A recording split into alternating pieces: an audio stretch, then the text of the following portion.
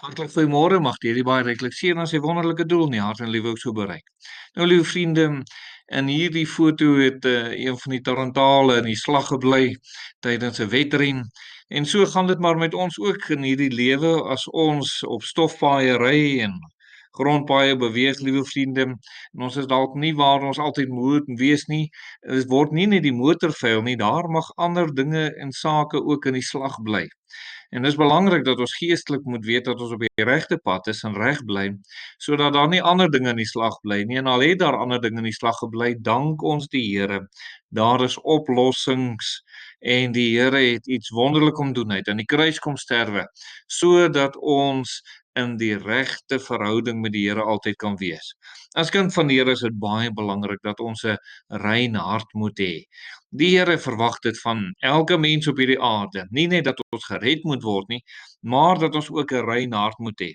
En liewe vriende, as jy sien wat die woord van die Here sê oor 'n rein hart, ons gaan vanoggend net na 'n paar ou teksversies kyk, dan behoort dit in u iets wakker te maak om te sê, ek wil tot eer van die Here lewe. Ek wil ook 'n rein hart hê. En dit mag dit u daartoe dryf om die Here te soek, ook vir 'n rein hart dan ook. Matteus 5 vers 8 sê, salig is die wat rein van hart is, want hulle sal God sien, sê die Bybel. En liewe vriende, wat 'n wonderlike voorreg om dit in hierdie teksvers te lees. Die eerste ding wil ek net noem hierso, die Here sê salig, met ander woorde, gelukkig is hulle en hulle het vrede, wat rein van hart is. En net hierdie twee dinge behoort al genoeg rede te wees vir enige mens om te sê, ek moet 'n rein hart kry, ek moet die Here daarvoor gaan soek. Hoe kan ek dit bekom?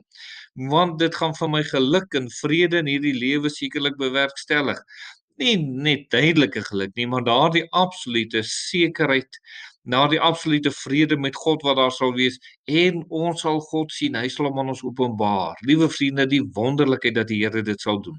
Maar die Bybel gaan verder, 2 Timoteus 2 vers 22 sê, maar vlug vir die begeerlikheid van die jonkheid en jaag na geregtigheid, geloof, liefde, vrede, saam met die wat die Here uit 'n rein hart aanroep.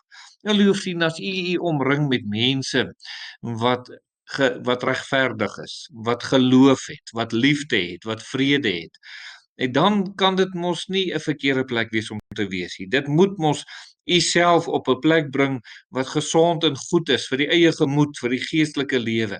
En nou sê hy, saam met die wat die Here uit 'n rein hart aanroep, hulle wat bid, en hulle kan bid want hulle harte is rein, die Here hoor hulle. Dis tog hoekom ons 'n rein hart wil hê, want die Here hoor ons en dat ons tussen hierdie wonderlike groep mense mag beweeg dan ook. In Psalm 73 of vers 1 sê daarson, waarlik God is goed vir Israel, vir die wat rein van hart is. Liewe vriende, God is goed vir Israel. Hy is goed vir die wat rein van hart is. En liewe vriende, as die Here aan u goed en guns bewys, wat 'n wonderlike seën is dit, want die Here kan aan ons as mense dinge gee wat geld in hierdie wêreld en roem en eer nooit kan koop en nooit kan bewerk in ons binneste nie. Maar die Here kan dit vir ons kom gee. Die Here kan vir ons doen ver bo wat ons bidink of verwag. God is goed aan hulle wat rein van hart is. En dan in 1 Timoteus 1 vers 5 staan daar hierdie woorde. Hy sê, maar die doel van die gebod is liefde uit 'n rein hart en 'n goeie gewete en ongeveinsde geloof. Hierdie drie dinge, liewe vriende. Die Here gee sy wet en dit in ons hart is.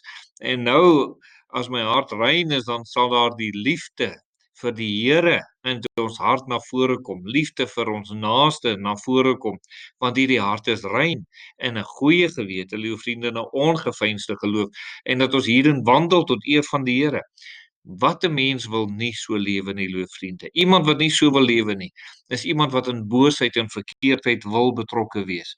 Maar die Here sê, dis moontlik vir jou. Kom neem my aan as jou verlosser en saligmaker. Kom soek my as kind van die Here. Kom soek my vir 'n rein hart. Mag jy die Here kom soek. Kom ons bid daarvoor. Ons dierbare Here, ons bid dat die kinders U sal soek vir 'n rein hart, want dit is 'n wonderlike seën vir ons. Amen.